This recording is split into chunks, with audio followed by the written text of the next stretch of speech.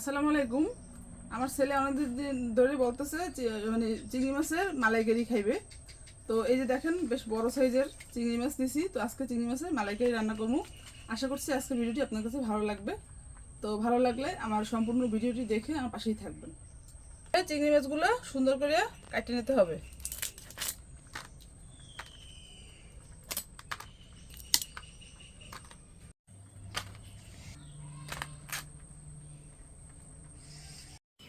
মাছটাকে কেটে ধুয়ে পরিষ্কার করে নিয়েছি। এখন হচ্ছে মাছটাকে ভাজি করব। পরিমাণ মতো হলুদের গুঁড়ো আর পরিমাণ মতো লবণ দিয়ে মাছটাকে সুন্দর করে মাখিয়ে নেব।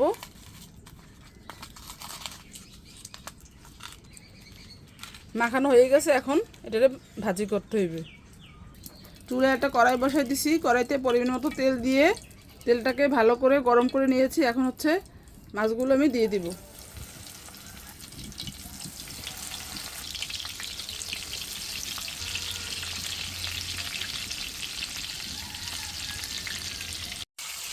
মাছের এক সাইড হয়ে গেছে, এখন মাছটাকে উল্টিয়ে দেবো। আর এই মাছটা কিন্তু বেশি ভাজি করব না, একদম একটু হালকা ভাজি করব।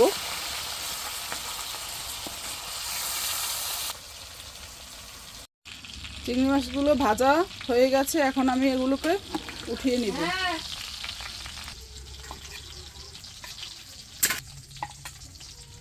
যে তেলের ভিতরে মাছগুলো ভাজি করছিলাম ওই তেলের ভিতরে এখন দিয়ে দেবো বেশি করে পেঁয়াজ কুচি।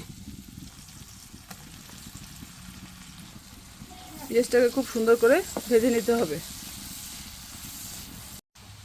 পেঁয়াজটা একদম ব্রাউন কালার হয়ে গেছে, এখন এটার ভিতরে একটু ঝোল দিয়ে তারপর অন্যান্য মশলাগুলো আমি দিয়ে দেব।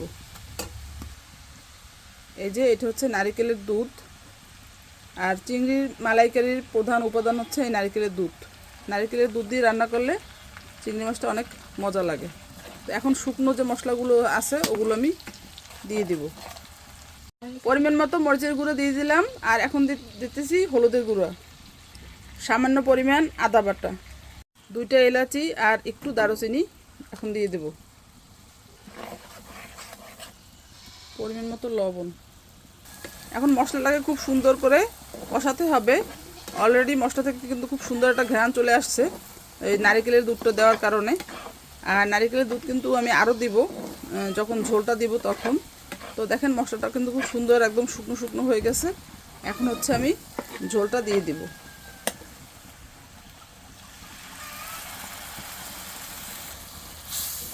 এই যে নারিকেলের দুধ দিয়ে আমি ঝোলটা দিয়ে দিলাম। এখন ঝোলটা ফুটে উঠলে তারপরে মাছগুলো আমি দিয়ে দিব। ঝোলটা ফুটে উঠছে, এখন আমি মাছগুলো এক একে সব দিয়ে দিব।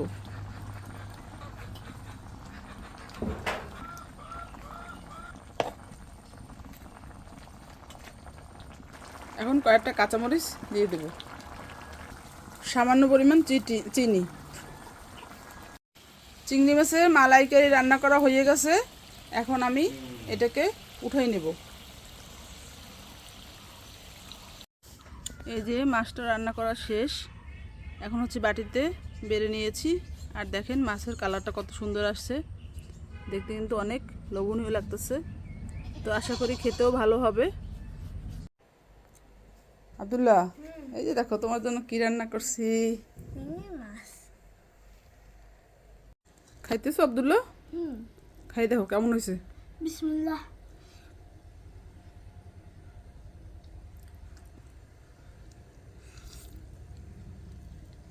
কেমন হয়েছে? Yummy, mother, yummy.